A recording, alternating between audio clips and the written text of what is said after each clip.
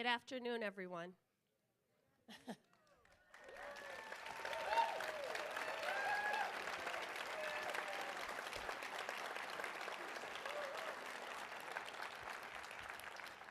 Well, thank you all so much for being here.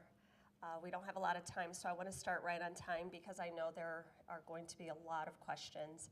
What I'd like to do today, and the reason why I'm here, is because my office has been overwhelmed with outreach, with emails, with phone calls from people who are deeply concerned about what they're seeing and what is going on. So I want to walk you through the budget. I want to talk to you a little bit about my vote and explain to you the two different budgets that we are dealing with right now.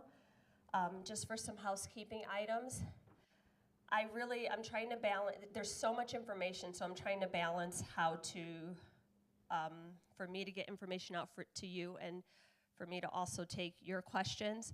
So I will do a brief overview at the top and then hopefully get to much of the more granular information as I'm answering your questions.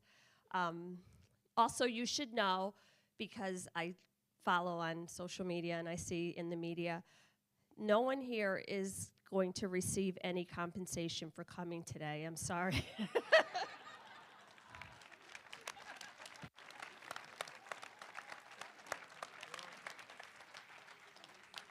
I got nothing for you. The promise of good governance. I don't know. I'm going to try really hard, but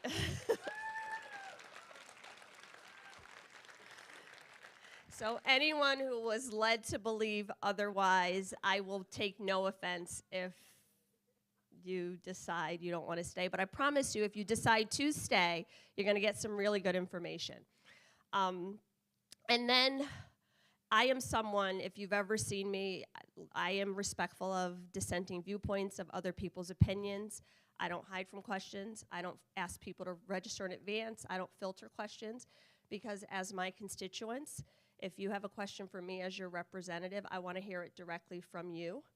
So that is just a fundamental mode of operation for me as a teacher. One of the things I can tell you is that reflection is my best tool. And oftentimes, even if I don't have an answer in the moment, just hearing from you forces me to challenge myself to either find that answer or to do the research to understand why it is that there's such a disconnect between my constituents and I. So to start off, I just want to share with you, so last week, when I decided to do this town hall, and thank you all for coming because it was only a couple days in advance that we advertised it out. So I'm really happy to see you on a Sunday afternoon here. Last week, I think it was February 25th, we had a vote on the budget framework. This is the budget framework. It's 59 pages, and I read through it, and I read through it again, and I read through it on the flight home, and I read through it on the flight back. So 4 times total, I read through it. If anyone wants to read it for yourself, you can find it on my website under resources, and it's the 2025 budget framework. That's what we're hearing a lot of conversation about. In this budget framework, correctly, it only mentions Social Security one time. It only mentions the post office one time. It never mentions Medicaid. It never mentions a lot of the other programs that we're talking about. Nowhere in this document. But it's written, I'm going to characterize this, these are my words, so cleverly that unless you know what these things mean, you wouldn't even understand it, much like Project 2025 was, where if you didn't know what labor provisions were, you didn't know that they were being stripped out of Project 2025. If you didn't know what agencies did, you didn't understand what's at risk. So even though this budget document, these 59 pages, don't mention Medicare by name, what it does do is give a budget framework. And in that framework, it says that energy and commerce has to cut $880 billion. There is no way for the Committee on Energy and Commerce to cut $880 billion without dramatically slashing mandatory spending, and they are the committee that handles Medicaid. So just looking at this document, it doesn't say we are going to cut Medicaid. But what it does say is that Energy and Commerce has to slash $880 billion. That cannot happen without slashing Medicaid. Some of the things that the Committee on Energy and Commerce covers are National Weather Service, Medicaid, much of the Affordable Care Act, the premiums that people have, supplemented premiums, the $35 insulin, the $2,000 cap on some of the programs.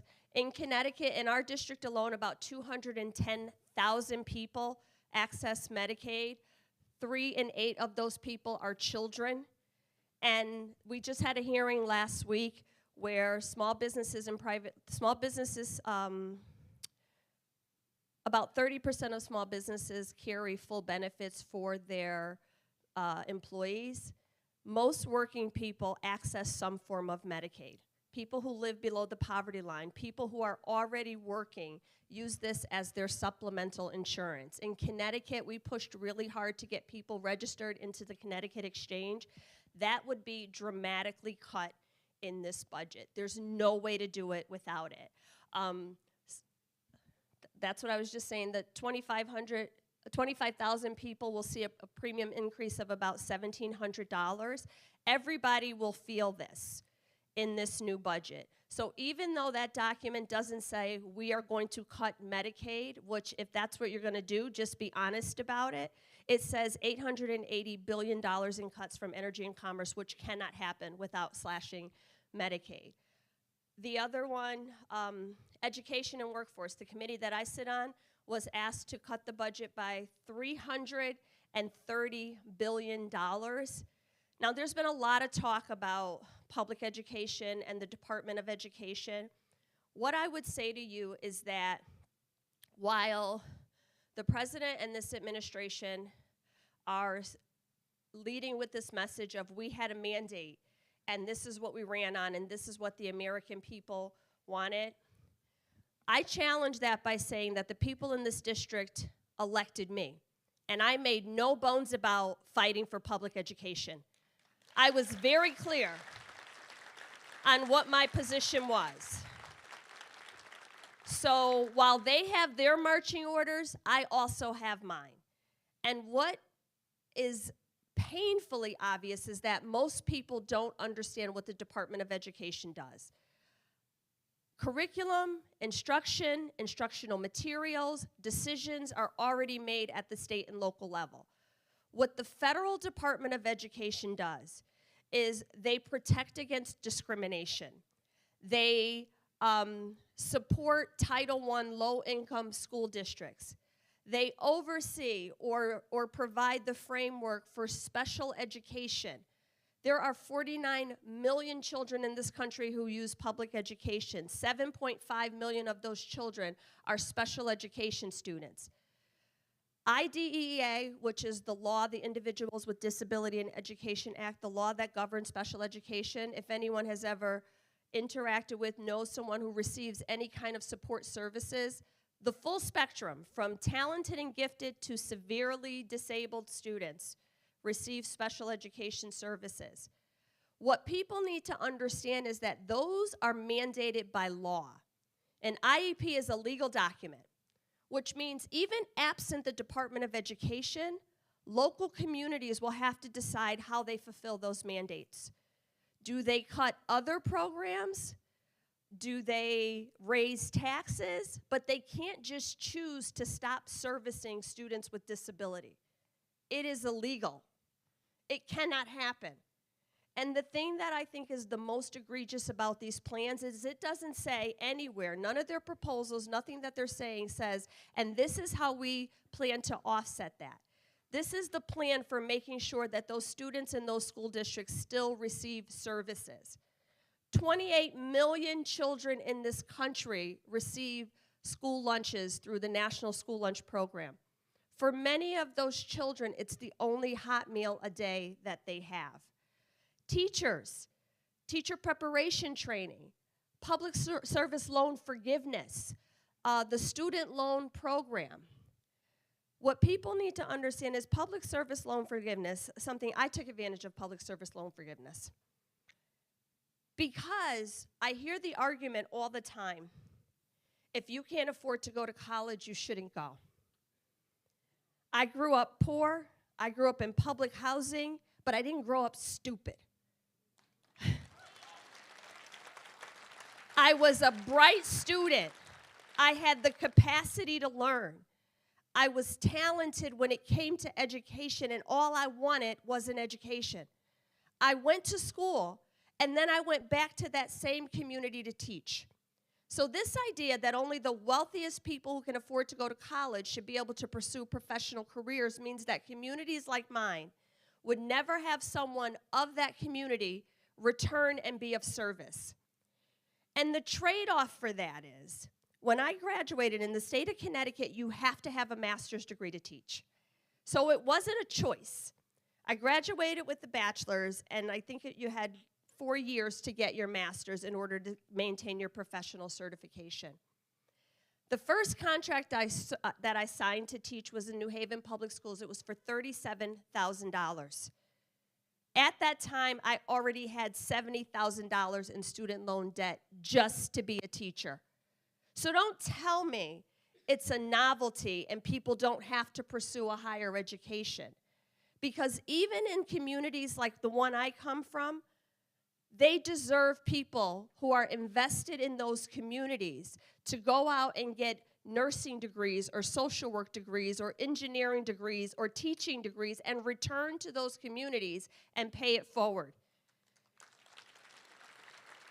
And public service loan forgiveness was literally the incentive to do that for police officers, for firefighters, for teachers, for nurses, to then go into public service instead of the private sector where they could make a lot more money, work for a decade, make 120 consecutive payments, give back to their community, get a lower rate for their student loans, and ultimately forgiveness. All of that is off the table in this budget. And what I fear is that, I'd be lying if I say I wasn't biased, but what I fear is that I always knew I wanted to be a teacher.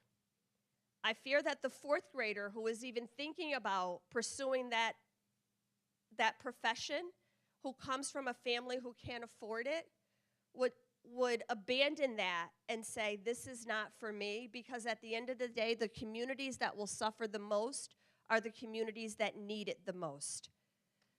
And that cannot happen under this budget. You can't cut $330 billion from education and workforce without cutting student loans, without cutting special education, without cutting school meals, all of the things.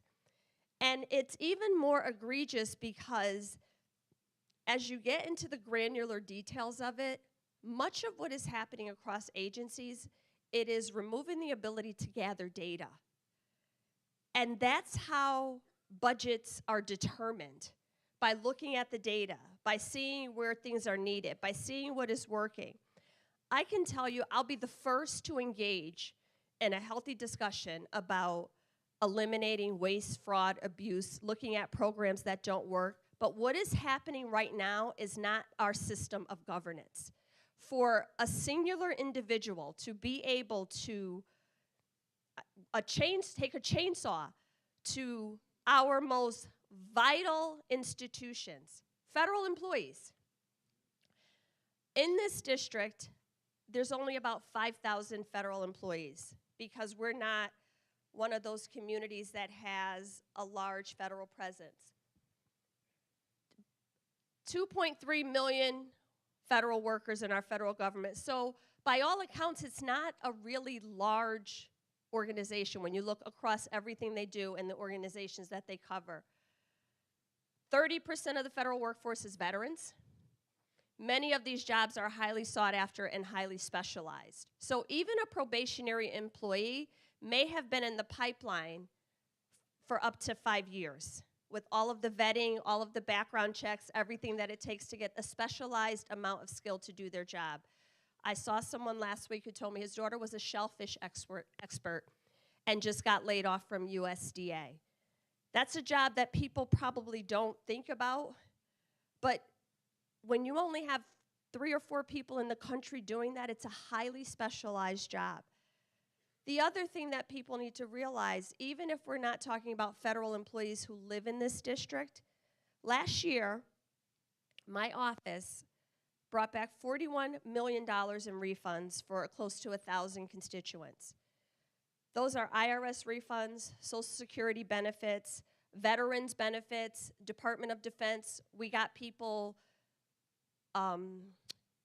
medical appointments at the VA, got covered for procedures. So all of the things that people don't think about when you talk about the federal government. What I'll tell you is that at the point where someone reached out to me, they had been working on this for a year by themselves. They had been waiting on the phone 5-6 hours trying to get through to someone. By slashing the federal workforce and laying off these people, those wait times are going to triple. People who were already waiting 9 months to a year to schedule an appointment at the VA are going to be waiting longer. There is no way to continue to deliver services in the way that we have with all of these cuts. And I fear that that is the plan. I saw a quote last week from Elon Musk, and he said, "A fundamental weakness of Western society is empathy." So this is happening exactly the way it was planned to happen. So what do? I'm going to try to wrap this up, and I'll go through some of the other departments and agencies and organizations and pieces of the budget. What do? One of the most important things I could do is show up for work every day. Show up for work every day. I knew what I was running for. I knew what I was up against. I accepted the results of the election on November 5th, and I knew what I was walking into. So I show up. I show up and I vote. I show up in committee and I push back. I show up so that when the other side is doing their whip count, you know, for all of the votes that you've seen us take, they're pulling votes down because they can't get their own side on board. Because even in the Republican conference, they can't get people to coalesce around these, because when they're going home, people are saying, "But I thought you said you weren't going to cut Social Security." And they're doing this dance around it where a person with basic reading skills, and that's why I put the full text of the bill on my website, all you have to do is read it to know that you can't do these things without cutting these mandatory spending programs. And if this were, we need to make these cuts to pay down the deficit, then this wouldn't make sense. Because they're cutting all of these programs, all of these benefits, all of these services to people, while simultaneously giving $4.5 trillion in tax cuts, making the Trump tax cuts permanent. They are increasing the debt limit by $4 trillion. And CBO, which is the Congressional Budget Office, which gives us a score for how much everything costs, estimates that it will add an additional $1.6 trillion to the deficit. So to make it make sense, you can't say you're making these cuts in order to save money and pay down the debt while simultaneously raising the debt and giving tax benefits to the most wealthy and well-connected people. I think it was about 1% of the population would receive an additional $32,000 a year in tax cuts for people making over $750,000. For people making over $3.5 million, they would receive an additional $314,000 in tax cuts. For the bottom 60%, it would be an average of $0 to $500. So this is what we're talking about now. This is what we're talking about. So back to what I was saying, I show up, I vote, I push back. I've heard people say Democrats need to do more, Congress needs to do more. We have an administration that was handed the White House, the Senate, and the House of Representatives. 2 weeks ago, everything is last week. I'm not lying, I just don't remember. Maybe 2 weeks, a week, I don't know. I was at the Department of Education, and we were denied entry to have a meeting, which fundamentally was wrong, but I think the most egregious thing about that is that the Department of Homeland Security was there to lock out members of Congress. So even when we've had administrations that didn't agree, there's always been this idea of separate but co-equal branches. And the idea that the Department of Homeland Security's, the organization tasked with domestic terrorism would be there to stop members of Congress from entering a public access entrance to a federal building is, what are we doing here? What are we doing here? So I introduced legislation to do something that should have been basic. Members of Congress should be able to enter federal buildings, which has never been an issue. In DC, you have Capitol Police, you have all of the federal agencies. They recognize a congressional pin. I can walk into the White House with a congressional pin. And I was denied access to the public entrance of a federal building, which is deeply concerning. I had people saying, I just need to touch on this because, again, like I said, when people reach out to my office, it challenges me to do my own research. And people were saying, well, why didn't you get arrested? John Lewis would have gotten arrested. He got arrested. And I taught history for 15 years. I taught African American history for 12 of those 15 years. And I couldn't remember a single instance of members of Congress getting arrested during the Civil Rights Movement. When John Lewis was arrested, he was a 19-year-old activist trying to get the attention of lawmakers. I didn't work as hard as I did to get a seat at the table to now go outside of the building and yell in the window. You have my attention. You have my attention, and I'm not giving up my seat at the table, my ability to push back. As a 19-year-old, when John Lewis was arrested and beat crossing the Edmund Pettus Bridge, which literally today is the anniversary of Bloody Sunday, the 60th anniversary, when he was arrested, it was those images that prompted Congress to pass the Civil Rights Act.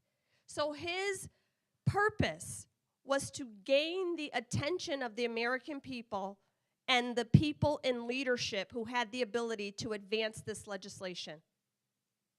You have my attention. I read your letters. I look at what you send in. My staff briefs me. I understand that you are angry, that you are upset, that there are so many questions, and you are right to have those questions and be angry and upset, but understand I am doing everything. Lawsuits have been filed, and for the most part, federal judges, we're seeing where they are weighing in on the side of the people, and also I feel like we're hitting a breaking point because what has to happen is every elected official, every sitting judge has to decide that we are abdicating all of our responsibility and our power to the president and DOJ. And I just can't see that happening. I just can't see that happening. So I want to hear from you. It's going to be really hard to do this because, like I said, I don't like to filter questions. I want to give people the opportunity to ask their questions because I think people just need to vent, or they just need to be heard, or they need to say it in their own words. So I don't want to filter. I don't want to translate. But I will ask you to keep your questions short so that I have the ability to answer it. I'll probably do 2 questions, and then I'll weigh in with an answer. And then I would like to keep it around the budget because this is the budget framework. We already voted no to the budget framework, but it did ultimately pass because the Republicans all voted for it. So, but there is some good in that. There's some value in that because now it goes to committee, and all of these committees Committee on Agriculture, Oversight and Accountability, Transportation, Financial Services. They have to come out of committee with a concrete way to save that $880 billion. The Department of Agriculture, $230 billion the Committee of Agriculture was asked to save. How do you plan on doing that? Is it cuts to SNAP? Is it cuts to the Farm Safety Network? Is it cuts to rural development? So now they can't have this ambiguous 58-page document. You have to lay out how you plan to make those cuts. So that's one thing. So that's the budget that we'll vote for in around, appropriations is around June, so we'll be working on this for the next couple months. In the immediate future, on March 14th, the federal funding runs out. That's another vote that we have to take. So two different things. So last year's budget runs out on March 14th, and then this is next year's budget that we're talking about. We just got the text for that bill as well. I posted the full text on my website under resources. It's the funding, it's called the CR, which is a continuing resolution, which is to continue funding. I wanted to come before you today to tell you that that framework is equally as bad.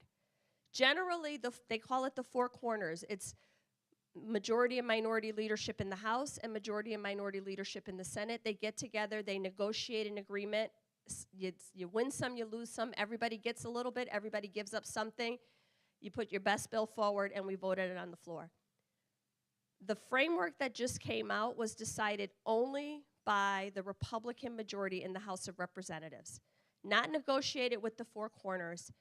And what it does is it continues funding through September 30th. It avoids a government shutdown, but it zeroes out many of the programs, agencies, and services that we're talking about. So the proposal says $0 allocated to the Department of Education, $0 allocated, and it goes on and on and on. The other thing that it does is it provides no congressional narrative on how funding is supposed to be spent.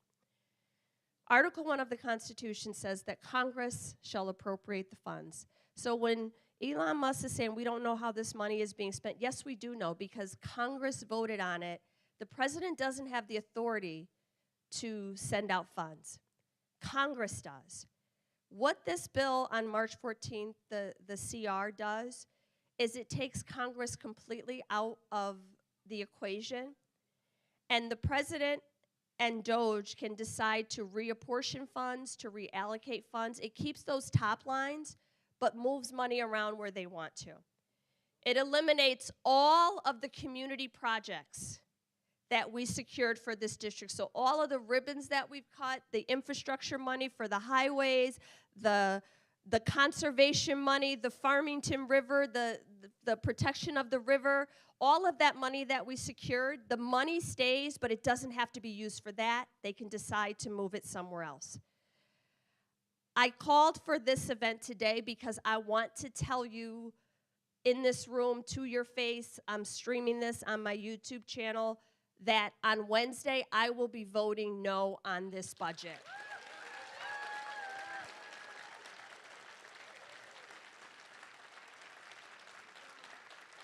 Shutting down the government is not something that I would do lightly. But the idea that they expect us to aid and abet this takeover of our government, if you have the mandate that you claim to have, then find the votes and do it yourself. Because we will not help to do this. That's what leadership is. That's what governing is. If you don't have the votes, then we come back and we say, well, what do we need to do to work towards the middle? All negotiation has stopped. All negotiation has stopped. I am so, and everyone should be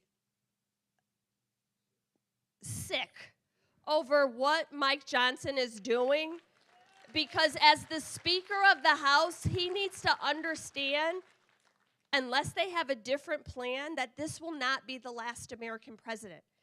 And his role should be to maintain the autonomy, the legitimacy, the separation of powers of the legislative branch, which he is refusing to do. So, that was a mouthful. Do you have a question? I think that there's a lag, so let me. I don't think so. Yeah. Okay, go ahead. I guess it's my turn. Yes. John Gould Roxbury. Hello. Hi, this is my second town hall. I know. Can I just put in a request? You know, I have a hybrid vehicle, but I spend a lot of gas going to these town halls. The first one was in Cheshire. Can we have the third one somewhere in Northwest Connecticut, Congresswoman? But I just want to make a comment. You went over what I was going to say. This is also a slush fund for the president to use whatever money has been allocated in whatever way he wants. And that's going to take all the steam out of all these lawsuits. Yes. It basically gives him the discretion that he didn't have in the original budget or CR, whatever we're operating under now. That's correct, isn't it? And that's one of the reasons you're voting against it. So my question is, how are the Democrats maneuvering themselves so that they're the ones who are not going to get blamed for this, what looks like, coming shutdown? What are our plans? What are the Democrats' plans to go out and inform the American public that this is on the Republicans and not us when people's Social Security checks get stopped, veterans' benefits get stopped, et cetera?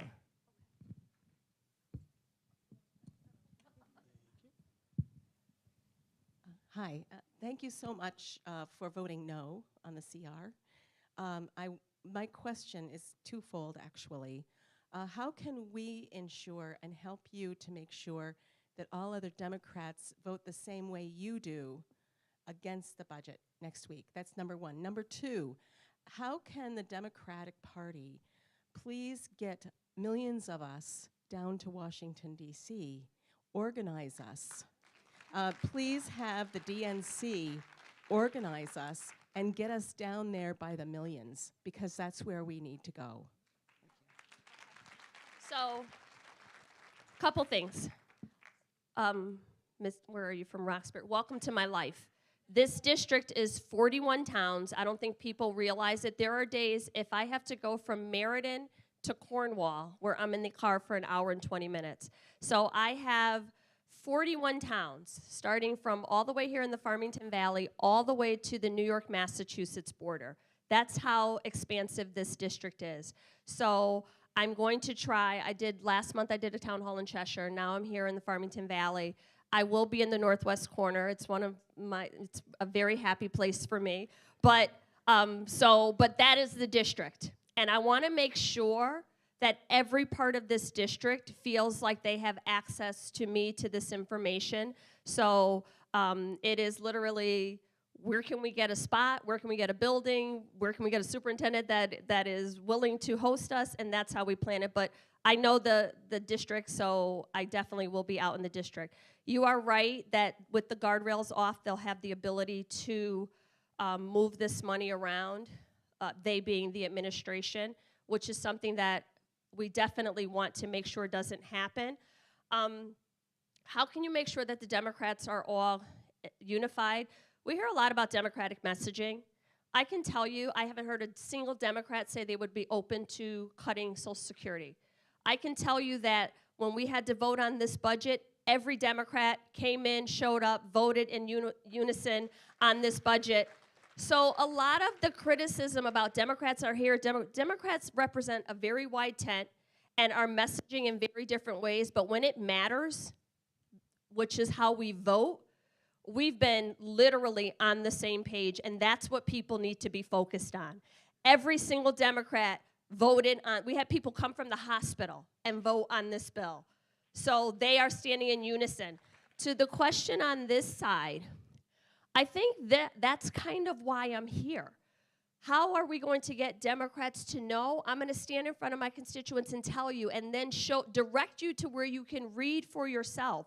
Because I don't want you to, You don't have to, when I was in the classroom, I didn't tell my students how to think. I said, here's the information, and I want you to go through it on your own, and then we can work through and talk through the questions that you have.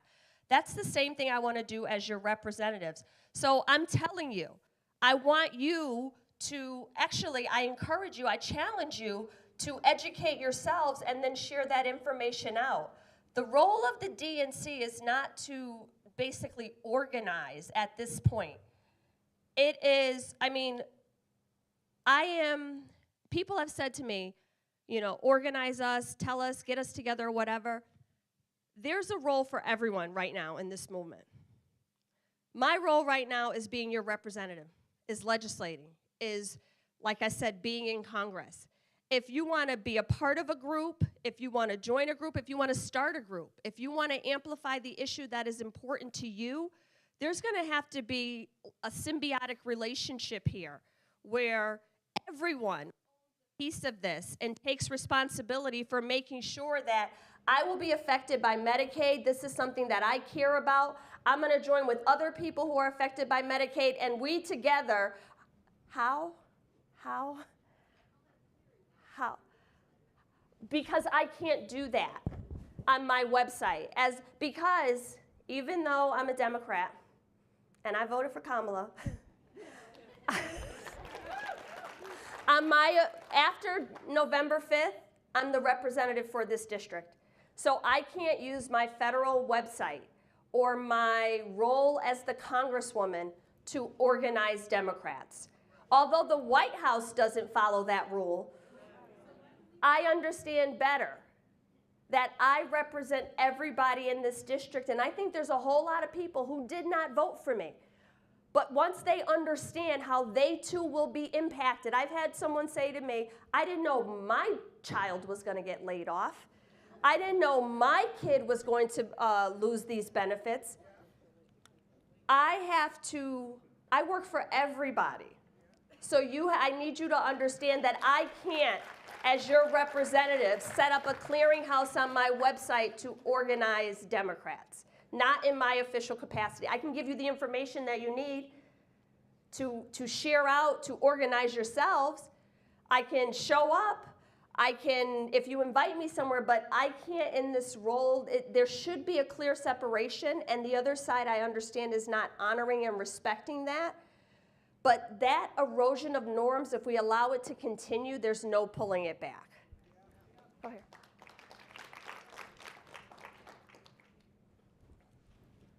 Hi.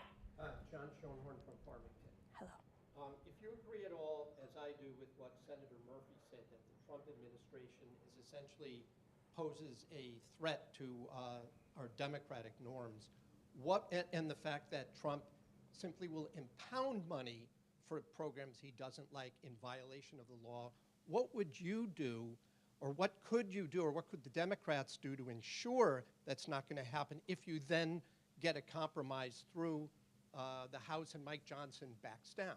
What would you do to reopen the government if Trump will just impound the money on programs he doesn't like? Okay. Don't turn it off. Leave it on since there's a lag. Hi, Janet Reynolds. I live in Canton. Hi. Thank you for your articulate responses to many things. I am here because, as some other people have mentioned, and you want to keep it to the budget, but I'm glad you're going to vote no. That's awesome.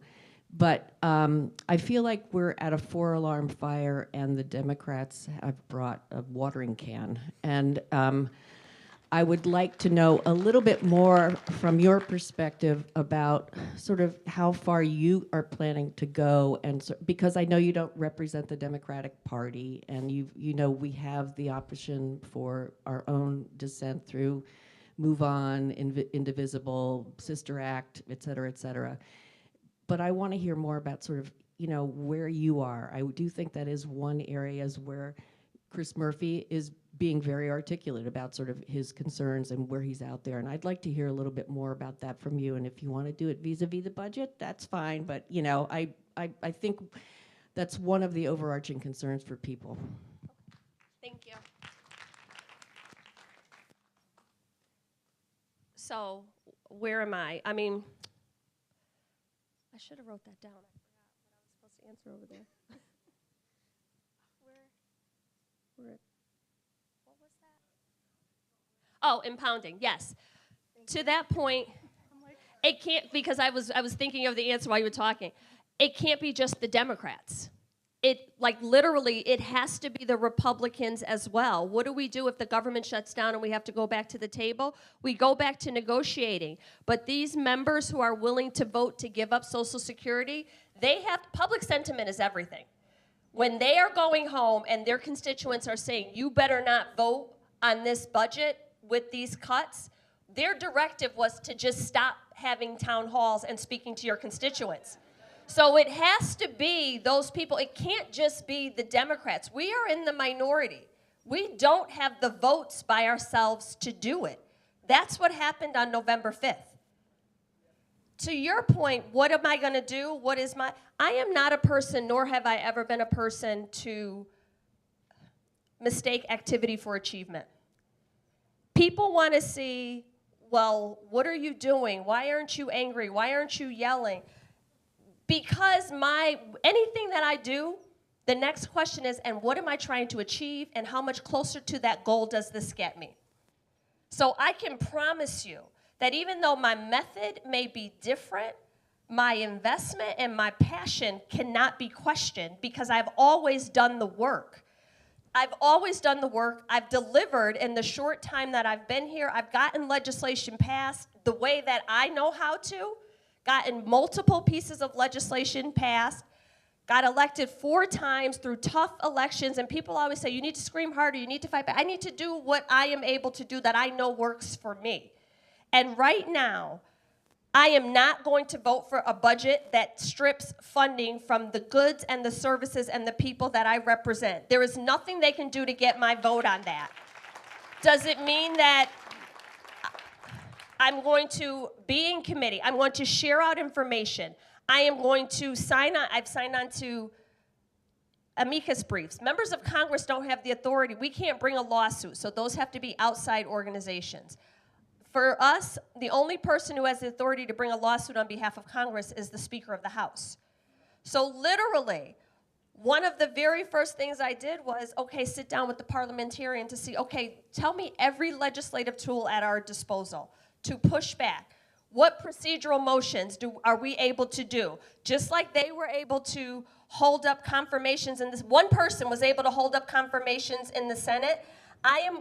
The House is a little different, but whatever legislative authority I have, I plan to use. I will not get rolled over by this administration on these things. But that also doesn't mean when people are saying Democrats need to do more, and I don't want to sound teachery, although I would love to be teachery, I don't think people truly understand this minority trifecta that we're in. They want to get the budget passed through reconciliation so they don't have to meet the 60-vote threshold. Because they know they have the majority. So the biggest challenge for them is keeping Republicans together. Because no matter how extreme it is, it's not extreme enough for members of that caucus.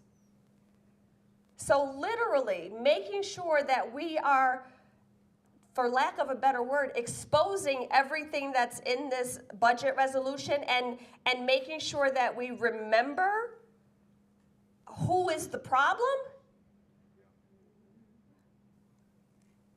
Because no Democrat proposed legislation to slash Social Security, to cut funding for Medicaid, to end the Department of Education, to stop food and nutrition services. No Democrat did that.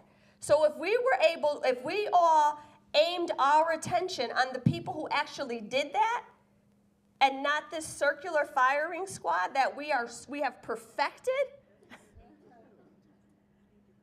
that's who we need to be going after. So what am I going to do? I'm going to, literally, I've prayed about it. I've read over this. I'm thinking, what can we do differently? I've talked to leadership because it is painful for me to even think about taking a vote that could potentially I don't even want to say shut down the government because they're in charge. So it's their job to fund the government. But we, meaning Democrats, have delivered time and time again. On the debt ceiling, we delivered.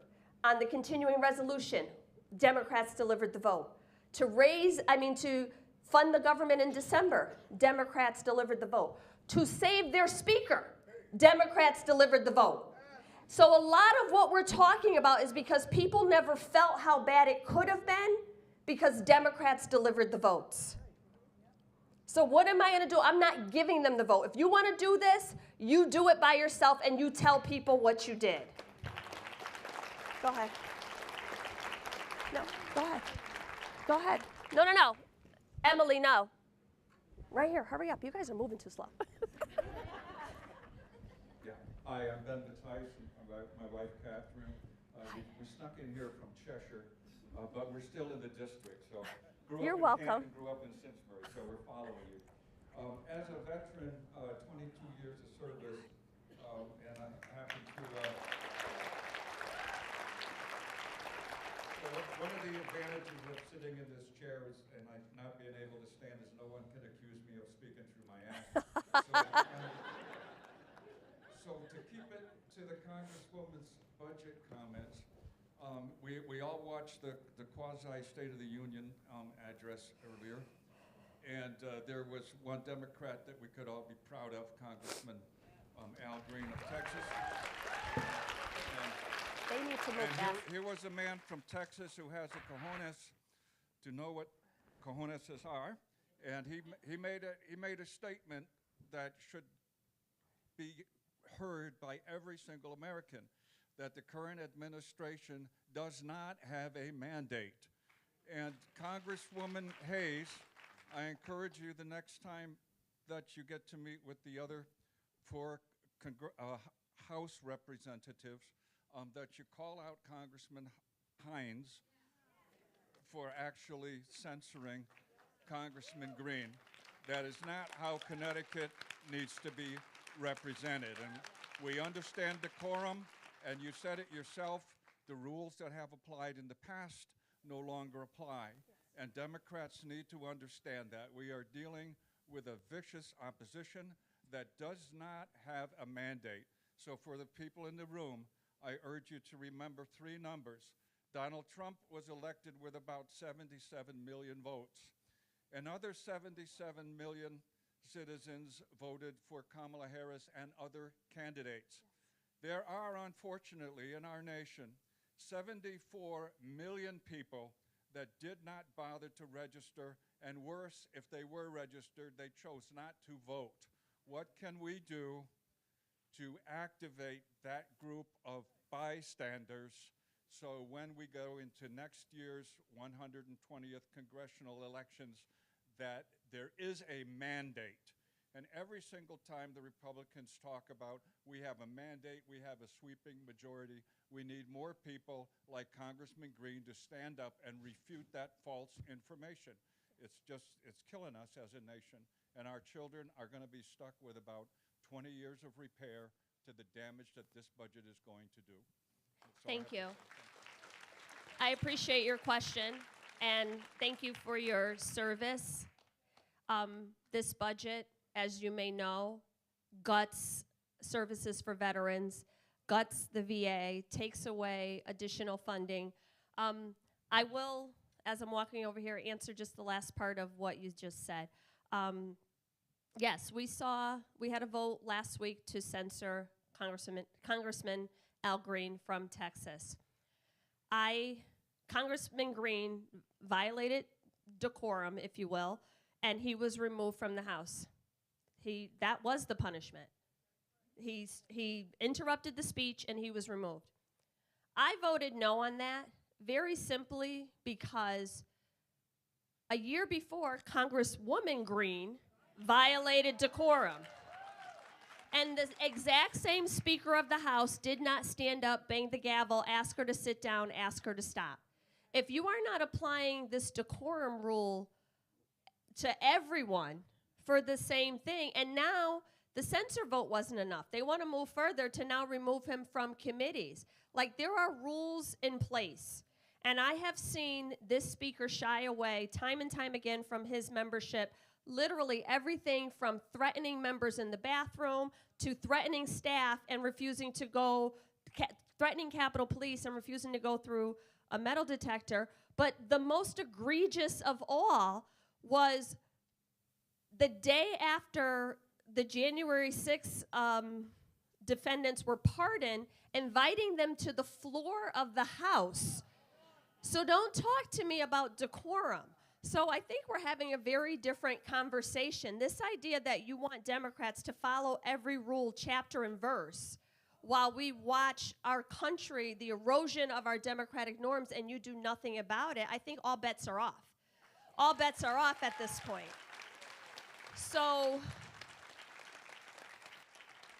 I voted no on the censure resolution because Congressman Green was disciplined. He was asked to leave the chamber. He didn't resist. He got up and he walked out with the sergeant at arms. That's what happens. That's the punishment for violating decorum. I'm Mary Weber. I'm from Washington, Connecticut, and I am a member of the Region 12 Board of Education. I have heard that one of the ways that they are going to cut federal funding for education is they are going to come into our boards of education, look at our curriculum, and if we have anything that has to do with DEI, that they will cut our funding completely. Have you heard anything about this? I have not, but the federal government can't come into a local board of education and tell you what to do. They can cut funding, but we're never going to get through this. But this is, I think it's a very important point to make. People gloss over and use phrases like DEI. It is diversity, equity, and inclusion, which is women and veterans and students with disabilities, and literally, it is remarkable that within federal agencies, we saw at West Point they dismantled a bunch of DEI clubs, but they were all the Black student organization, the Hispanic coalitions. It was all marginalized communities and communities of color. It wasn't Eastern European immigrants. It wasn't Polish immigrants. It wasn't. So that is a problem. Let's call it what it is. Let's call it what it is. This administration it is a targeted attack. And as someone who taught in this country, you can't teach American history without teaching students the history of slavery in this country.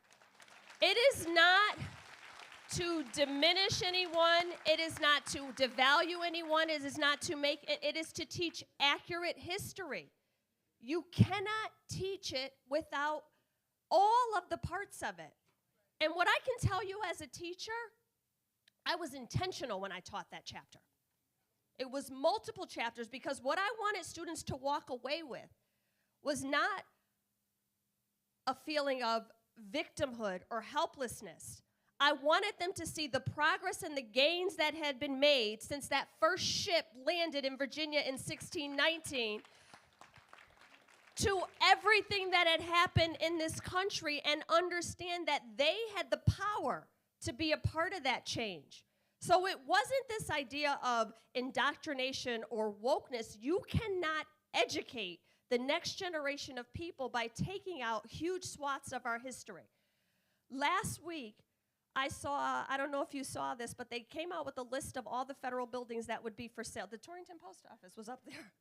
The Torrington, but the Civil Rights Museum in Alabama, a pivotal piece of our American history. They said it was a DEI initiative and needed to go away. Anyone who is in this country should understand that if we are not educating our children with a full and complete history, we will repeat these same things. And when districts are working for diversity, equity, and inclusion initiatives, it is for programs that will hire teachers who are multilingual to match the student population in their school, to bring in teachers and teaching resources so that if students are not interested in a topic, you can get a book that they actually might engage with to teach this subject matter to them. It makes us better, not worse. And it is going to be up to local boards of education to elect members who are going to push back on that and say, no, we will not bow the knee right now to this kind of policy positions that basically excludes the majority of our students. So I need for people to say that it's diversity, equity, and inclusion. And if you're okay with removing any one of those words, if you're not for inclusion, which literally could mean a wheelchair ramp for someone to get into a building,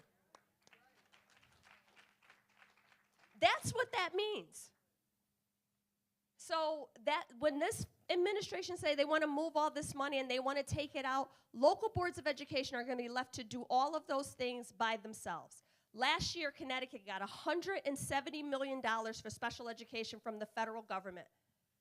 They're not saying we're going to still give this money to Connecticut and then you just decide what you're going to do with it. It's going to be moved somewhere else. And if we truly are talking about waste, fraud, and abuse in our government and finding money, not once have I heard anyone in this administration, the President, Elon Musk, anybody say, we are going to audit these DOD contracts. We're going to audit the contracts that Elon Musk has. We're going to remove these $40 million in bills that was just signed for him to have a contract to build Teslas. We're going to stop him from sending rockets in the air that are exploding right after takeoff and not having to be audited. Like, this is so calculated. USAID was investigating Elon Musk and his organizations for just skirting the rules on research, on all of these things. So it is quite peculiar that it's blatant, exactly. Okay, so let me say, I'll do 1, 2, 3, 4. It's 3 now? Like right now? Okay, go ahead. Hello, Hello. Congresswoman Hayes. I go to a public school in Lakeville, Connecticut, and I don't want to see our federal funding that we need for the students with disabilities go away because petty and benevolent dictators are in the house, are in the White House. We have a student free lunch program that I'm very proud that we have, and we have ramps for our students who are in wheelchairs, and we accept the teachings about the Holocaust and about slavery, and I just want to make sure that that will be in our classroom so we don't repeat what happened during those times.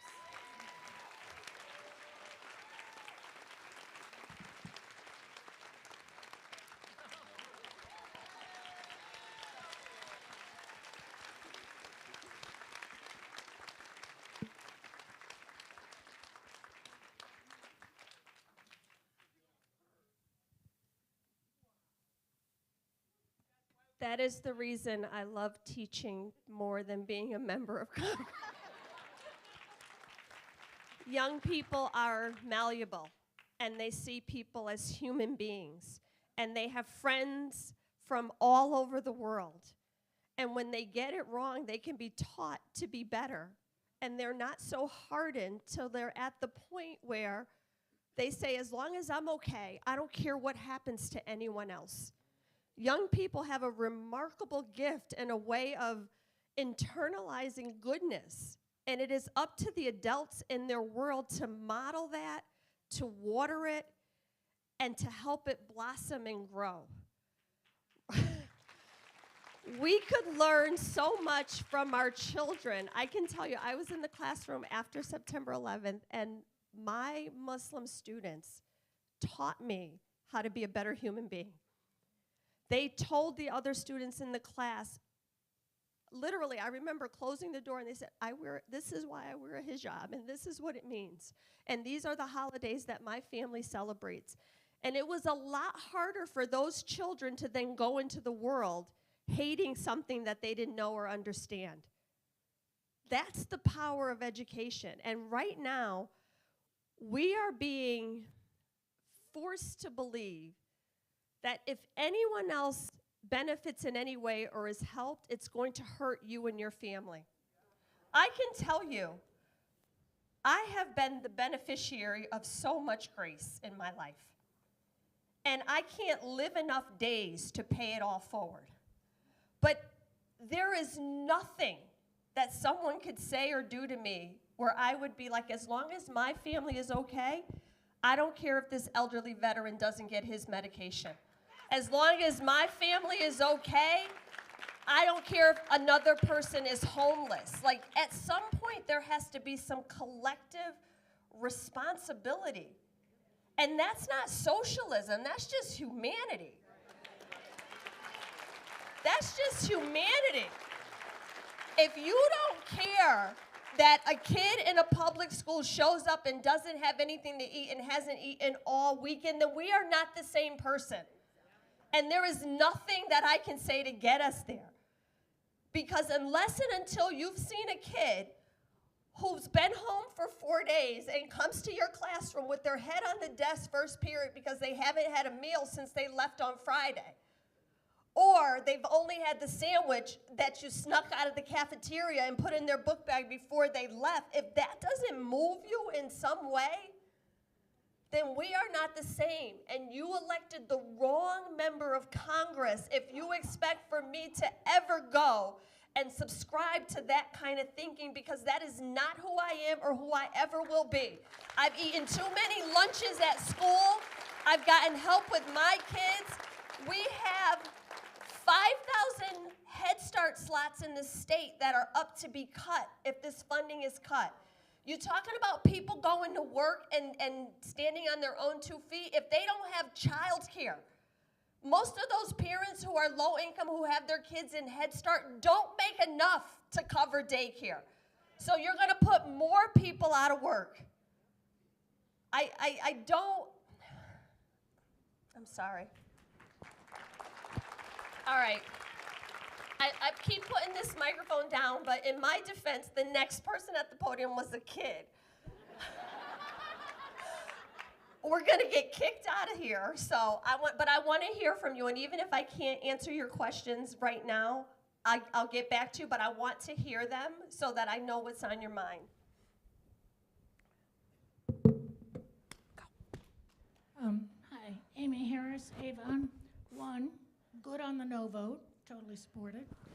2, we can see that Trump and the Doge Bros, it's all about dismantling the administrative state in order to rip off the public wealth. They do not care about Social Security and Medicaid because, frankly, they don't need it. And screw the people who do. What I did not hear today was any talk about immigration, because I understand they are more than happy to give jillions of dollars to terrorize entire communities, black and brown communities, and to poor people. So I'd like your take on that.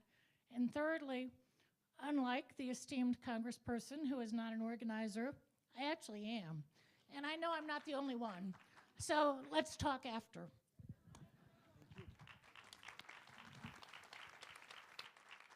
I do want to take an opportunity, I'm sorry, but because there was no talk about immigration, and literally this administration, they're not trying to fix the challenges. Our immigration system is broken. It needs to be addressed. Many people who, it's maddening for me when I hear people talk about undocumented individuals, because I said, do you understand what that means? Because most people are following the process as it's written.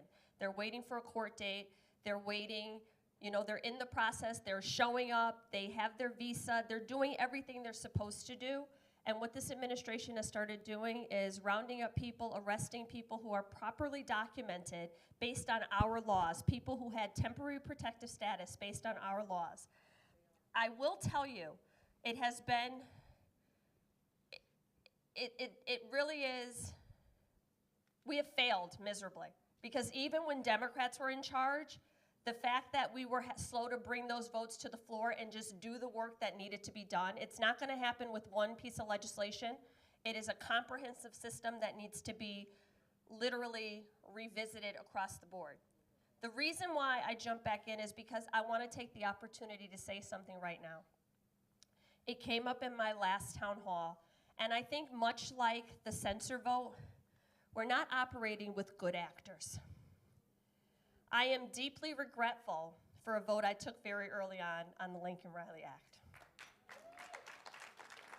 Because the core of this vote was, the part that stood out for me was anyone convicted, well, it was an attack on law enforcement that resulted in death, which I was like, anybody should agree that if a person kills a member of law enforcement, that is a crime, and they should not be here.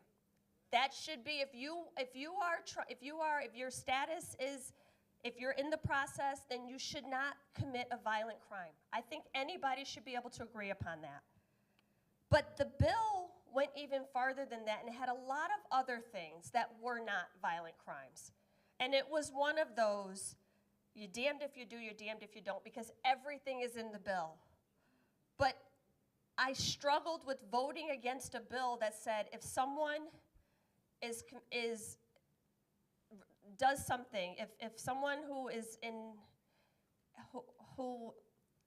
in the process does something that results in the death of a police officer, I struggle with that piece of it. But this administration is not working towards a better bill. They're not working for stronger immigration laws. The cruelty is the point. So that vote didn't do anything to move us closer to where I'm trying to go. And not even in hindsight, but I told you reflection is your greatest tool as a teacher. And hearing from my constituents and going back, I think people would have been happier with me just voting no and living to fight another day than trying to hold on to that small piece of the bill. And that is something I deeply regret.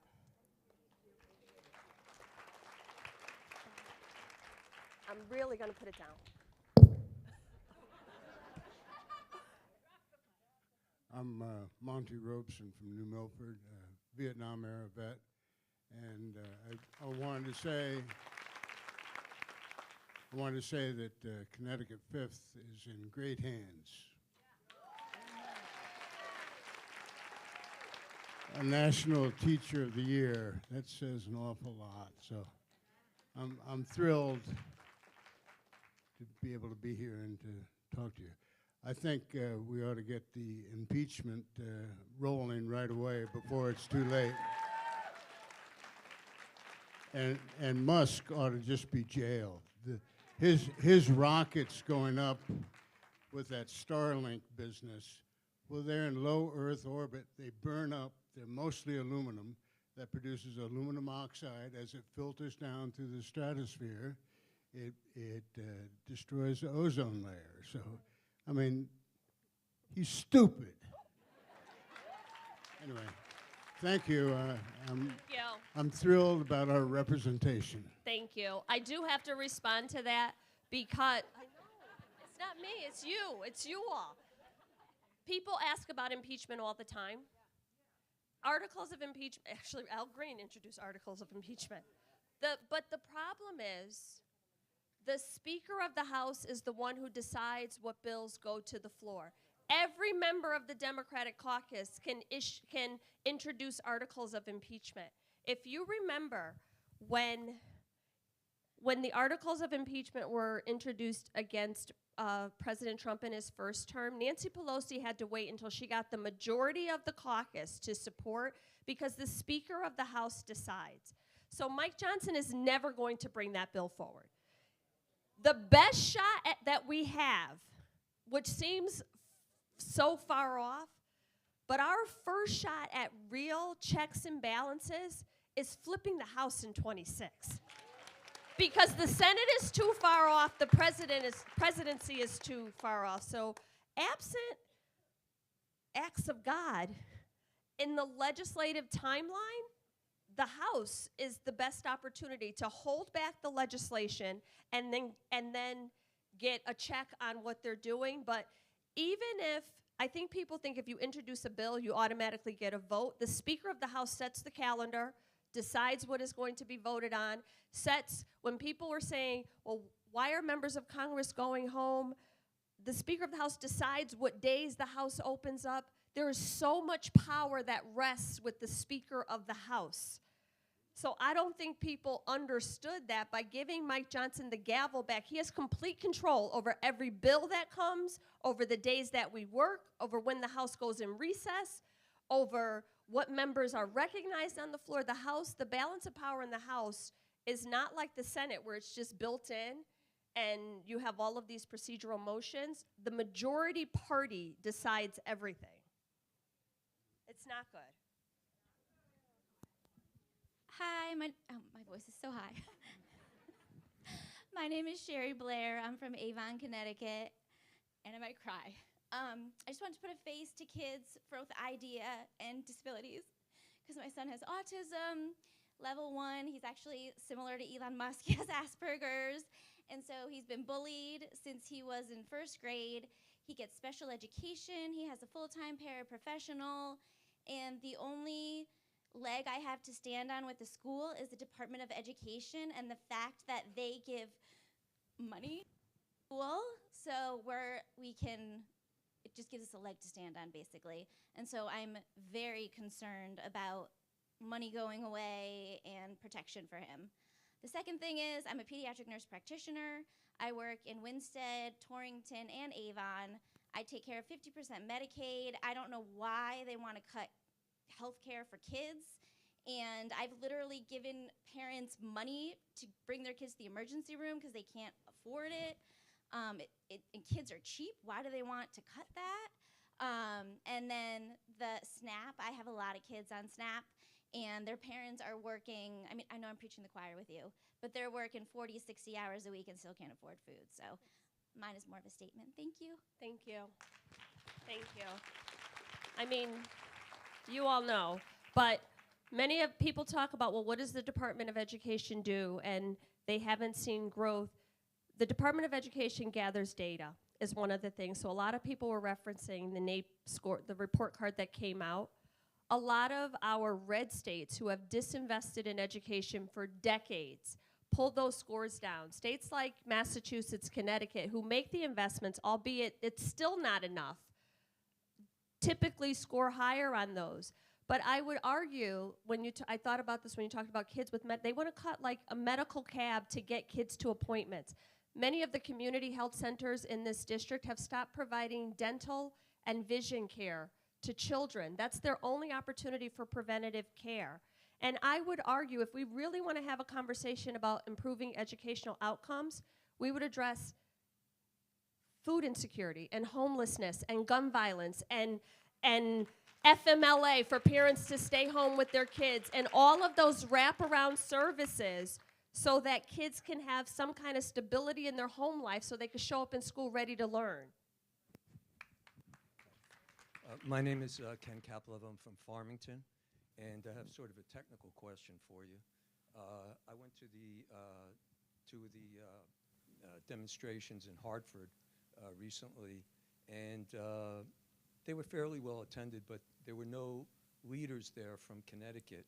And I realized that what you were saying is you can't do that because the Democrats were sponsoring it, maybe. That's not why, though. Oh, why is it?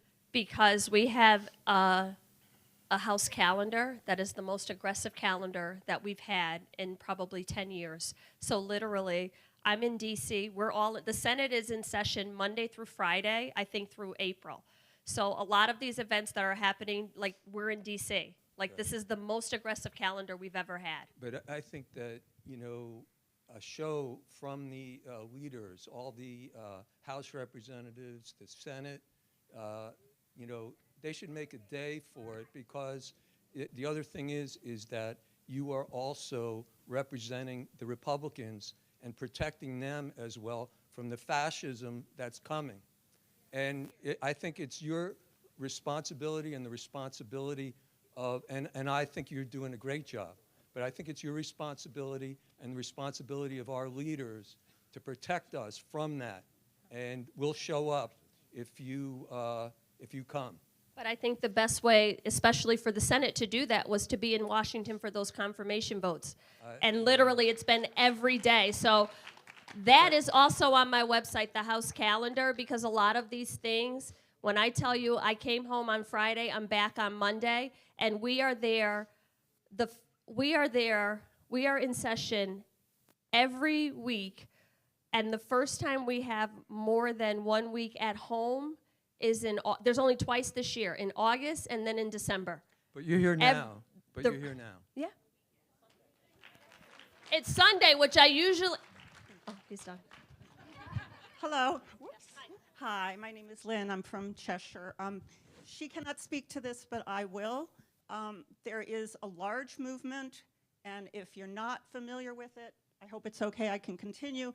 It's called 5051. If you're not part of it yet, there's a Facebook group with about, I think, 50,000 people, but even better, there's a group on Reddit. If you're not familiar, ask your kids or your grandchildren. There's over 200,000 people on that right now, and it's a place where you can find people to be in community with, to find out about events, and to suggest events and share resources.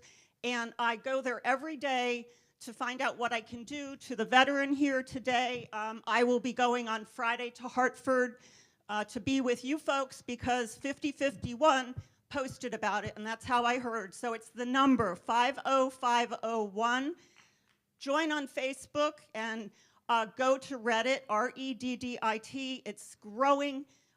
There is a lot of research on how many people we need to get to make this movement work. Our representatives and senators are doing everything they can, but for the first time in my life, I have to be part of this, and I really think people have to be willing to make some hard decisions, and I've had a lot of hard conversations with people. I do not engage with people who we cannot have reasonable conversations with. I'm working on the people in the middle, and that's who we all have to do, but we need 11 million of us all together across the country to make that tipping point and to make our representatives, no matter what party they are, do something. Thank you. But I would argue it's not just the people in the middle. If registered Democrats had all showed up in record numbers, we wouldn't be in the position that we're in. Thank you. Thank you, Congresswoman Hayes. I'm very happy to meet you today, and I'm really glad to hear everything that you're doing. I'm Kathy Keene, North Canaan, Connecticut. I want to shout out my young, fabulous Northwest Corner speaker. My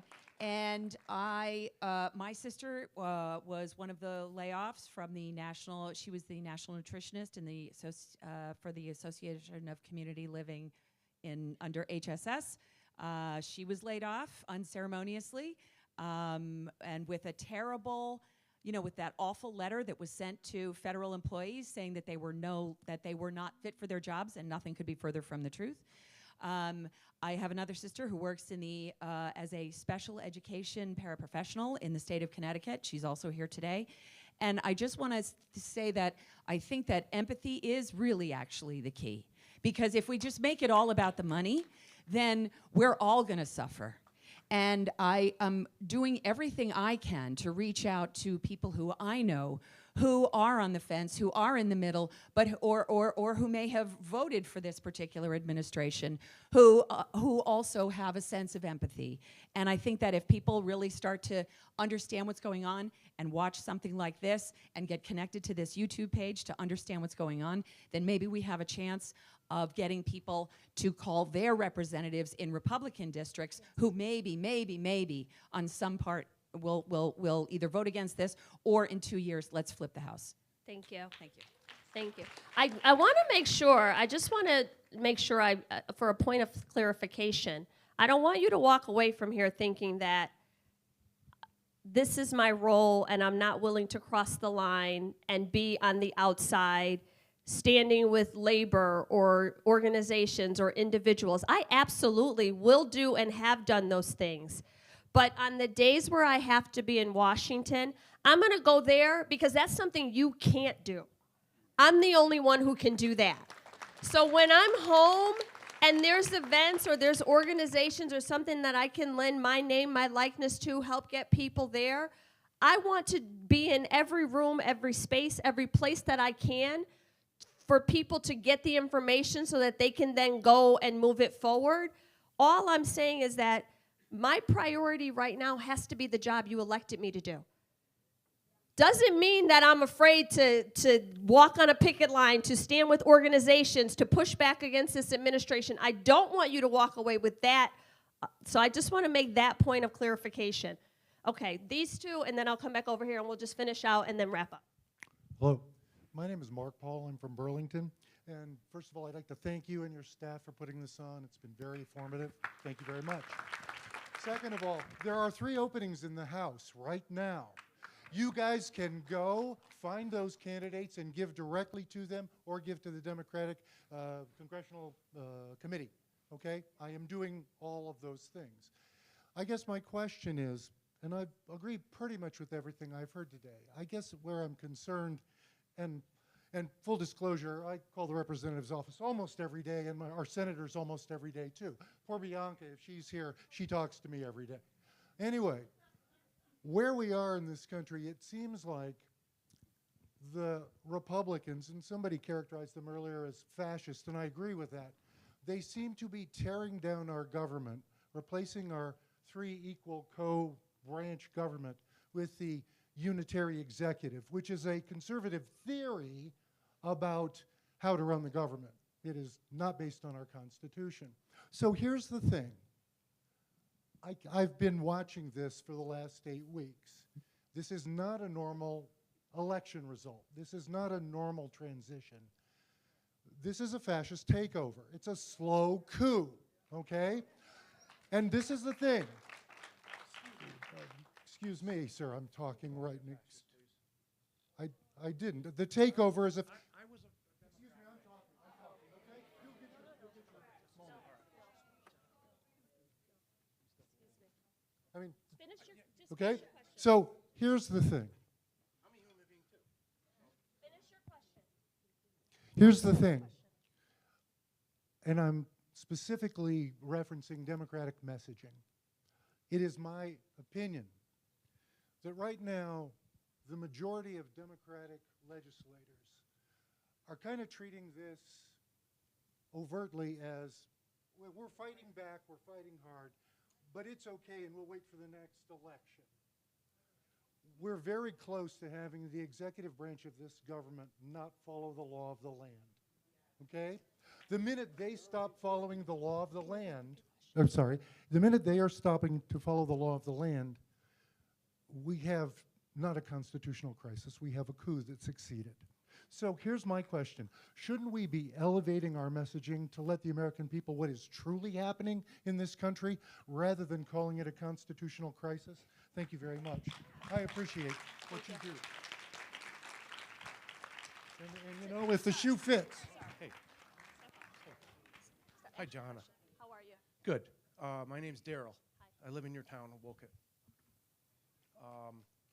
So all this talk about the millionaires and the billionaires for the tax cuts for the millionaires and billionaires. I work for the millionaires and billionaires. I work in their homes. 30 to 60 to $80 million homes, okay? And a lot, most of them are all liberal Democrats. So, like I don't understand. No, I've been working. Finish your question. Yeah, been working in the homes for 30 years, and only 2 of them were Republican. So what you're saying with the tax cuts for the millionaires and billionaires, I paid less tax with Trump last time he was president because I'm self-employed. I pay my own taxes. I pay four checks to the federal government and 4 checks to the state of Connecticut, right? And I have to pay them myself. Okay. Okay, I paid less tax this year. I have to pay $8,000 more in my taxes. So I don't. Let me. I mean, so Joe Biden is that was your president. question? My question? Well, yeah. I mean, the other thing is all the cuts to like, how do you represent me as your constituent? Okay. Like, Okay. Is that your question? yeah. Like, Okay. I just want to know. Can I have the? You don't want to answer? I'm going to answer. Okay. Well, you don't want to let me talk? You finish. See, yeah. You told me you were going to be my friend. Remember on the phone? Give me the microphone. Oh, you don't want Is me that to your? talk? No, I'm going to answer your question. As your Democratic representative, Okay. I don't even want a liberal Democrat who's earning $3.5 million to have additional tax cuts at the expense of veterans, children, public education. I don't care Why are you how yelling they. at me? You're I'm yelling not at me. No, I'm not Yeah, yelling. you are. You're I yelling don't at care me. how they identify. I just said I paid less tax, and I'm paying more tax I don't this care year. how someone identifies. We pay into a system. I work with guys that are from other countries that are getting free health insurance, and they brag about it on the job. What is your question? I'm just saying that they're bragging about getting paid free health insurance on my job, and I don't get free health insurance. Where's tell my you- free health insurance? I can tell you, sir, a lot of that is rhetoric because if Rhetoric? they're It's not rhetoric. They're bragging. Like, are you going? Do you want me to answer your there's a question? guy that's Daryl Sandy. Yes. Do you want me to answer your question? Sure. A person who applies for these programs, this is what we heard with SNAP and other benefits, who is not a U.S. citizen is not entitled to these benefits. So, again, you're right. You call my office and we have talked, and it is clear that we are just not the same. And what I have told you before, what I am saying now, this was never a bait and switch. When I ran for this seat 4 times, I made it clear to people that I wanted to protect programs like Social Security, that I wanted to protect public education, that I wanted to protect veterans' benefits, and all of the things that you are talking about. I ran on that as a platform and explained to people, so it should be no surprise to people that I am now standing as the representative defending and fighting for those things.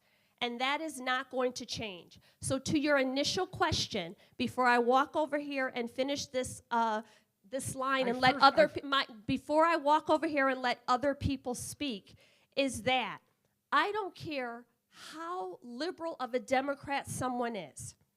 The idea of $4.5 trillion in expanded tax cuts at the risk of the most vulnerable and marginalized people in this country, many of them who happen to be children, is egregious. And this administration is not trying to save money. No, I'm done with your question. This So you're not gonna administration, let me talk? you talked. I You called your talked. office the first time when you voted for the MORE Act. You talked. Voted for drugs. You talked. You talked. You talked. You talked. You spoke. We're done. Because you asked me that you call my office every day and you ask me about this. Clearly, you don't understand federal legislation. And if you care so much, if you come from let me finish.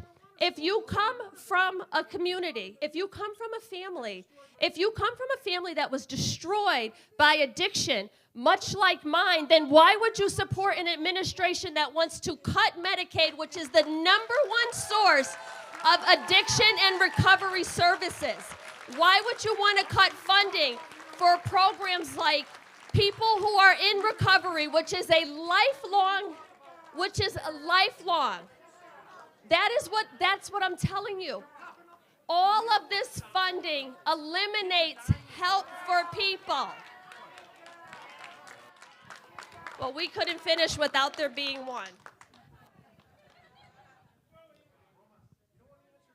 I answered your question, sir. That was your question, and I answered it.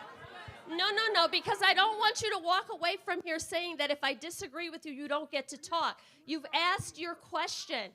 You've asked your question, and I've answered. And much like you, I want families who have been decimated and devastated by addiction to have a shot at pulling it back together. And 100% of that funding comes from Medicaid. 100% of that funding comes from Medicaid. 100% of that funding, if that goes away, the people who are attending rehab programs and getting counseling and doing everything that they can to stay off of drugs, all of that funding will be gone. Everything that you're talking about that you care about is in this funding and set to be cut. It's Congresswoman.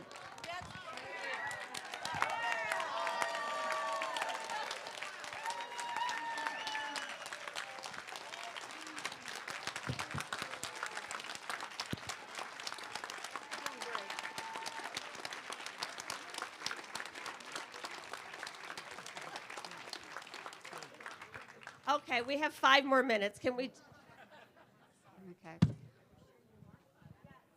I don't want anyone to think that you have to agree with me. He doesn't have to agree with me, but one thing you will do is respect me, because I give it to everybody here. Well, my name is Deborah Griesbach.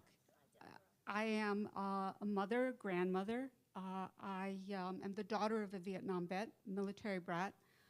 And I served as a volunteer EMT in Washington for over 13 years. And although I'm retired from that now, I did have an awful lot of opportunities during that time to understand how well our current system is not working for people.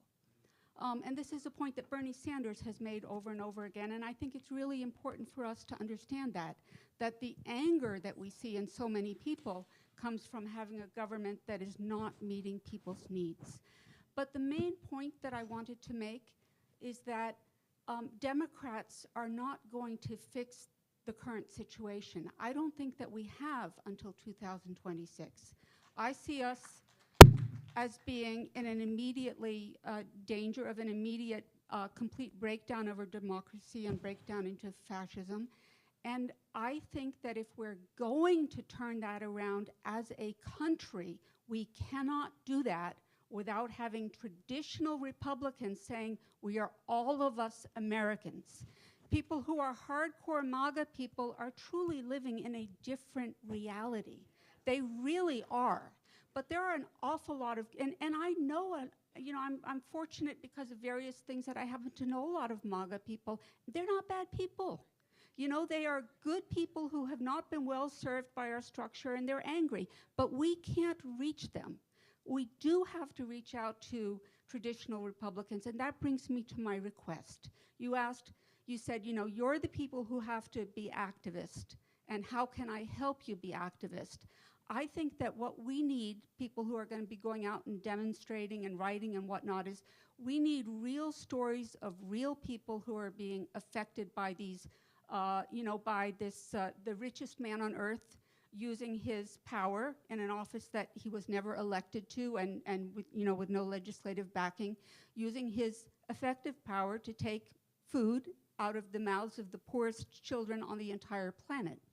And there's good data out there about how our stepping away from USAID has affected the world and our health, but there's less good data on these other domestic programs, and I think we need that information and those stories in order to bring Republicans into the fold of Americans.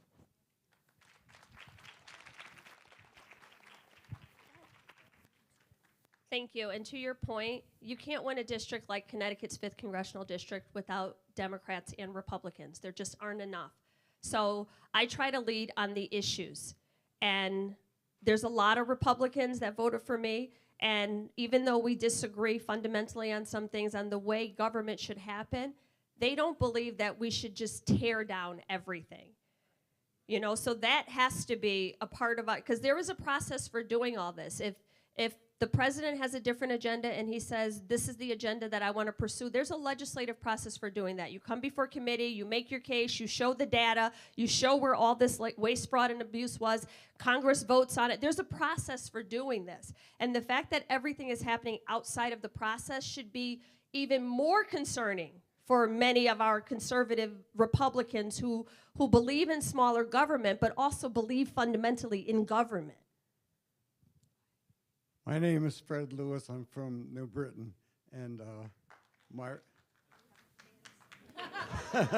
my wife was in Cheshire, and both of she wanted me to send appreciation to you for doing this, and I absolutely agree, and you've been just fabulous. I am a disabled combat veteran. I've been getting absolutely fabulous health care from the VA, and my wife is covered by a CHAMP VA, and we are both extremely concerned about our health care.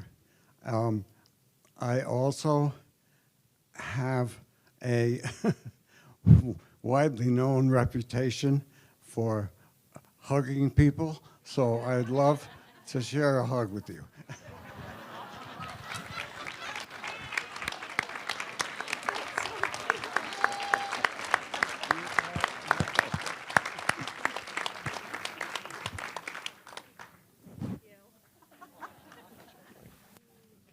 You're a really good hugger. Yes. Yeah.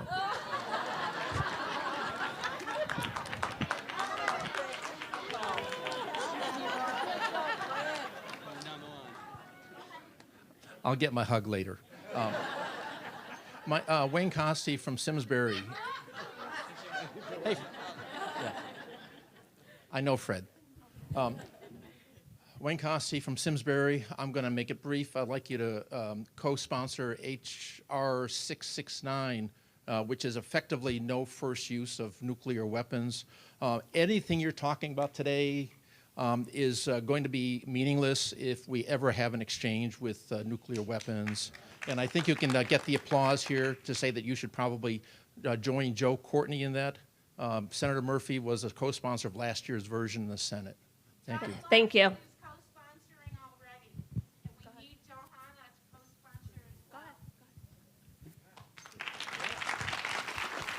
I'll take a look at that piece of legislation. Thank you. Go ahead. Just talk. No, go ahead. Hi, good afternoon. My name is Mary Knight. I'm from Kent, Connecticut.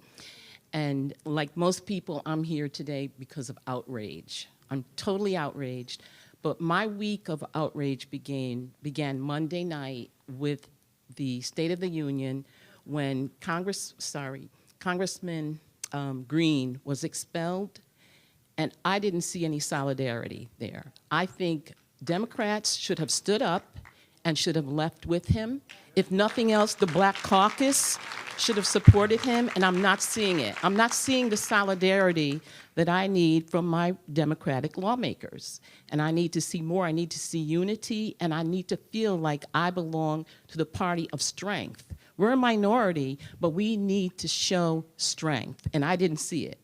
And I think also for him to have his cane referred to as a pimp cane, a pimp stick, was unacceptable. But I'm a child of the 60s, and we fought, you know, and I need to see power. I have to respond to this one, because much like I said before, the Black Caucus supported Congressman Green when it was time to vote against that censure. One of the things that I know for sure is that even in the 60s, the Black members of Congress didn't abandon the chamber. They stood firm in that body. Coming after this last election, actually the last two elections, the Republican Party spent millions of dollars not to see this blackface in that chamber. And I'll be damned if I'm getting up and walking out. And the other thing that I'm not going to do is listen to that speech in snippets and translations by other people with their take and their spin on it. I want to hear, I can't fight back against something I don't know.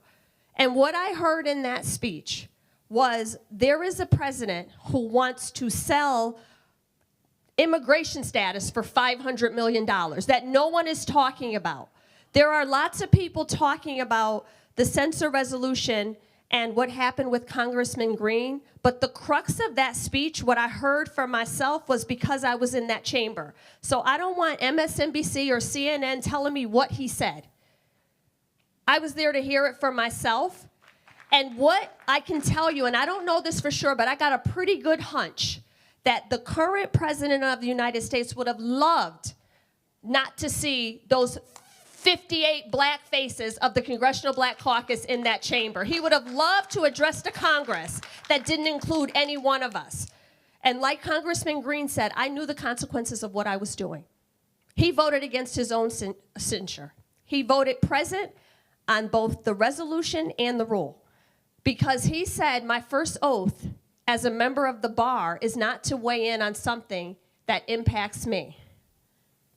So just like he is upholding his oath as a member of the bar, I too have an oath to uphold as a member of Congress and the elected representative for all of these people. So my support for Congressman Green in that moment was voting against that censor and not giving him a chamber, because I can tell you, representing 41 towns in this district, there's nowhere that I won't go.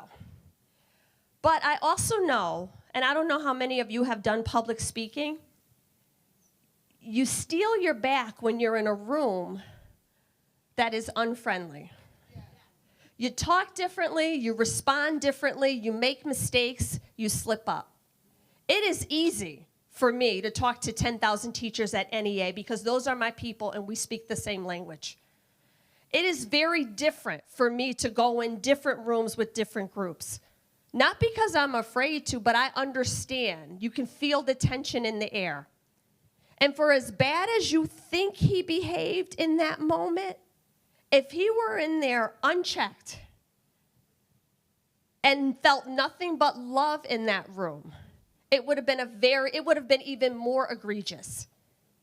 He kept bringing up, they're not going to clap no matter what I say. Look at them. Like it was, what do you care what the people in this audience are doing? Do the business that you came here to do. So respectfully, I have to tell you, 2 elections and $12 million later, they are not putting me out of that chamber. I agree, but I think, like John Lewis says, there's trouble and there's good trouble. And it's time for good trouble. I need mass But back demonstrations. to John Lewis. John Lewis didn't get arrested as a member of Congress. No, he got arrested as a 19-year-old agitator. He didn't get arrested as a member of Congress because as a member of Congress, he was able to introduce legislation to protect the Voting Rights Act. He was able to work from the inside to do the work that needed to be done. And I know that there are a lot of people that disagree with that, but I will never abandon my post right now. Because what happens, if this is what they're doing in the daylight, what do you think they would do if we weren't there? Just like as a teacher, I'm not running out of the school building before my students. I'm staying until every one of them moves out. And that's just fundamentally who I am. And I'm sure he didn't want to see us in that chamber. And I know it matters and I know it means something because I've been in that same chamber, literally sitting right on the aisle. Well, Kamala Harris said to me afterwards, I looked out and I saw your face. I looked out and I saw you clapping at me. I looked out and I knew that I was in a room with friends. I wasn't giving that to him. So my solidarity and my support of Congressman Green was my vote against censoring him. And if they bring another vote to remove him from committees, I will continue to stand in solidarity with him. But I can tell you one thing. The very first thing that Kamala Harris said to me the week after the election is that we can't do anything if we're not winning. If we're not in the room, if we're not legislating, we can't do anything. So your first job, your most important job, is to win and be present. And that's what I'm going to do. Thank you. Thank you. My name is Renee DeGare-Bradford. You're the last one, Renee. The fire marshal about to put us out. I know. So my question to you, but before I do that, those who really are concerned about what's going on, there are groups. There's Indivisible Farmington Valley, Indivisible Connecticut. You also have Forward Connecticut. Go on Facebook, look them up, get involved. But you don't even have to be a part of a large group. And this is one of the things, again, as a student of history, and I'll let you get back to it, but the civil rights movement, it wasn't just the people who showed up and protested, the people who marched.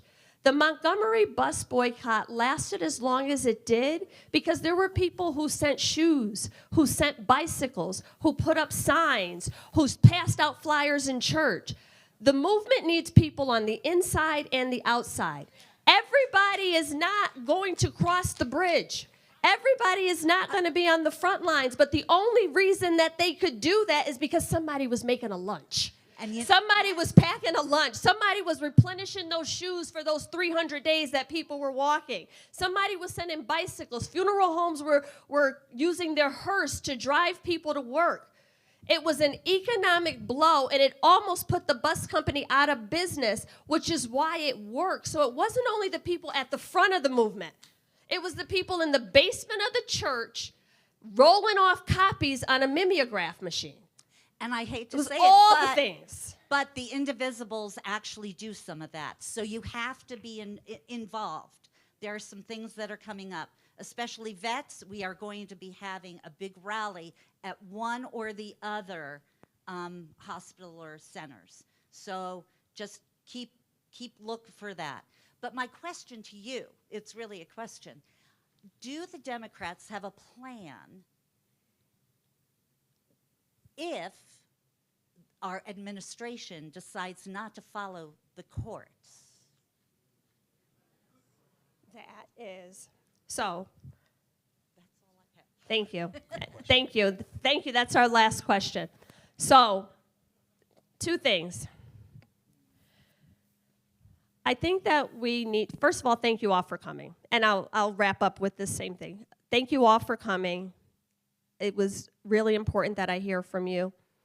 I got a lot of information. I can't really say any of it is new. This is the same thing that I'm hearing on the phones, on social media, through email. So I understand the temperature of this district and where people stand. Daryl, the man who came up, he reaches out to my office on a regular basis. And if I'm in the office, I'll take the phone. We've talked for hours at some points because I want people to understand that I am a representative that is accessible. I will say, we've heard a lot about how people engage, and I would just caution you to extend some grace to people. Not everybody is someone who's going to show up at a protest for whatever reason. So there has to be grace extended to people to express themselves in the way that is most comfortable for them, because there is a place right now for everybody, and we need everybody. Whether it is the person who is whispering to the person next to them in book club or the person organizing a rally at the Capitol. Both of those people are equally important to getting this information out and letting people understand what is happening. And we have to be careful about alienating anybody because we need all of them. One of the things that we learned in the last election, if there are lessons to come out of it, it is that people receive their information differently. And we have to be willing to communicate in every room, on every forum, to everybody. And that is all of us. To your question, what do we do if this administration does not? The way you framed it, I think, is it was what do Democrats do? I think that's a question for everyone. We have never had, someone mentioned this is not a constitutional crisis. It is a constitutional crisis because it's never happened before. We've had a system of checks and balances that have worked. And part of the problem is that it has, well, not the problem, but one of the things that we have to look at now is it relies on people being honest brokers. And even if one of those people steps out of line, it relies on everybody else to kind of step back in and reaffirm it. So we are in a constitutional crisis unlike anything we've ever seen. And I know people are saying, well, what are you going to do right now today?